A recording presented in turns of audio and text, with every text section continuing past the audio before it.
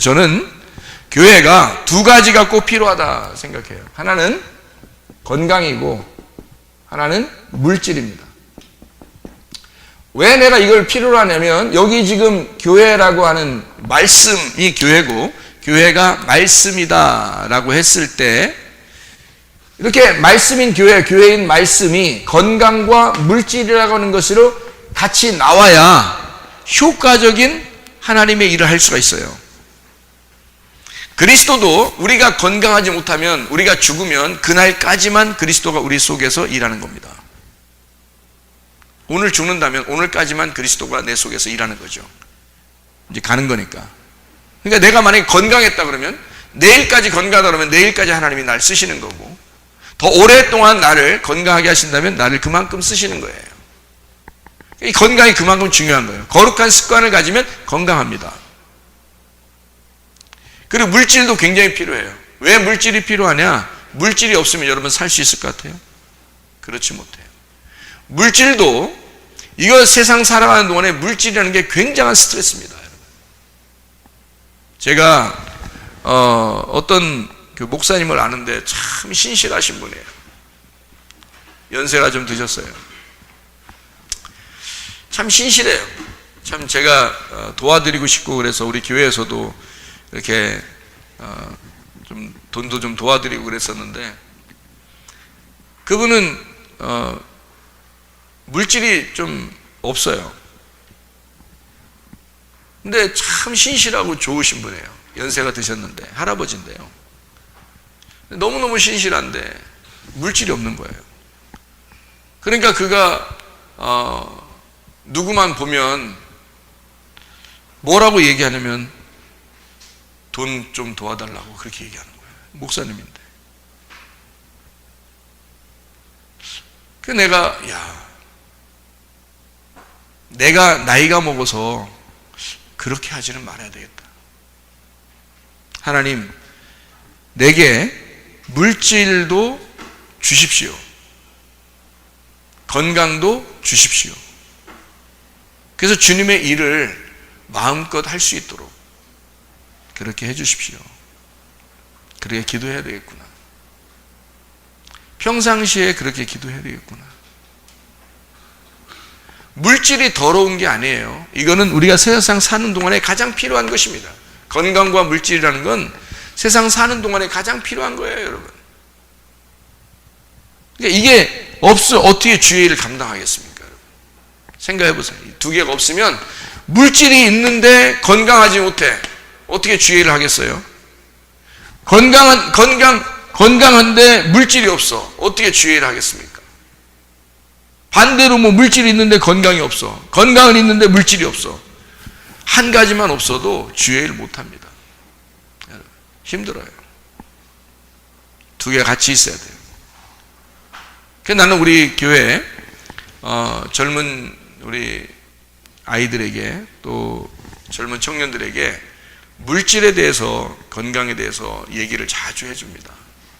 왜 그러냐? 너희들이 나중에 나이가 먹어서 손 벌리고 그렇게 살지 말아야 된다. 어차피 이 세상은 죽을 때까지 건강과 물질이 필요한 거야. 목사님이라도 물질이 없으니까 정말 신실하고 좋으신 목사님이 너무 좋으신 목사님이라 제가 얼굴 한번 보지도 못한 목사님인데도 너무 신실하셔서 제가 그분에게 선교헌금을 보내드릴 정도로 좋으신 목사님이에요. 정말 하나님이 사랑하는 목사님입니다. 근데 그 목사님이 너무 물질이 없으니까 보는 사람들마다 돈 좀 도와줘, 돈 좀 도와줘 그런단 말이에요. 이건 아니지 않느냐 이거지. 이건 아니지 않느냐. 자, 우리 교회가 말씀이 충만한 교회가 돼야 되는 건 당연한 거고 우리 교회 안에 있는 모든 사람들은 물질과 건강과 물질이 같이 하나님의 복을 받아서 함께 좀 이루어졌으면 좋겠다는 것입니다. 그래서 우리 교회는요 이렇게 마지막 때가 돼서 이 시대의 흐름을 여러분에게 같이 이야기해주고 그 시대의 흐름 속에서 여러분 어떻게 하면 우리가 건강하고 어떻게 하면 더 물질을 우리가 자고 있는 사이에서도 물질이 들어올 수 있도록 어떻게 만들 수 있겠는가 하는 것이 우리들의 어떤 그 지혜가 돼야 되겠죠. 그런 생각들을 갖게 되죠. 여러분, 그리스도를 믿는 사람이 하나님의 자녀라 그러면서 하나님의 자녀가 그렇게 빌빌거리고 그렇게 살면 되겠어요? 그렇지 않죠. 하나님이 나를 사랑하시고 적어도 하나님이 나를 붙드신다라는 그런 자신은 있어야죠. 주님이 나를 사랑하지 않습니까? 내가 잘못하면 하나님이 날 미워하시는 게 하나님이에요? 내가 좀 실수하면 막 질바발버리고 막 버려버리고 이런 게 하나님이시냐고 잘 생각해 보라고. 그러지 않다고요. 나는 절대 그런 하나님 믿지 않습니다. 내가 믿는 하나님은 반드시 선하심과 인자하심이 나를 따라오셔요. 나는 실수하고 나가도 하나님은 선하심과 인자하심으로 나를 따라오시면서 나를 고쳐주시는 거죠. 그게 가르쳐 주시고 배우게 하고 그러시는 거거든요. 그런 하나님, 그런 하나님이심을 여러분도 믿으시기 바랍니다. 진짜 하나님은요, 우리를 그렇게 막무가내로 대하지 않습니다. 진짜 사랑이 많으신 하나님이셔요.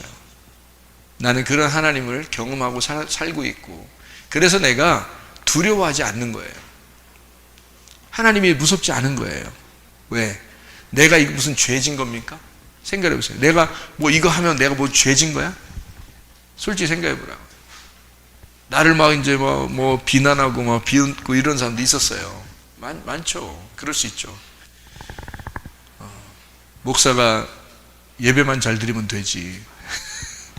다른 걸 뭐 이렇게 신경도 쓰고 그러냐. 다른 사람이야 뭐 어떻게 살든 말든 그게 뭔 문제냐. 그렇지만 목사는 성도들을 책임져야 되잖아요. 나중까지 목사는 성도들을 책임질 수 있는, 그게 목양하는 거거든요. 목자거든. 양들을 책임져야 돼요. 여러분, 이 시대는요, 물질도 건강도 아주 필요합니다. 그게 흘러가는 흐름에 우리가 모르면 그냥 당해버려요.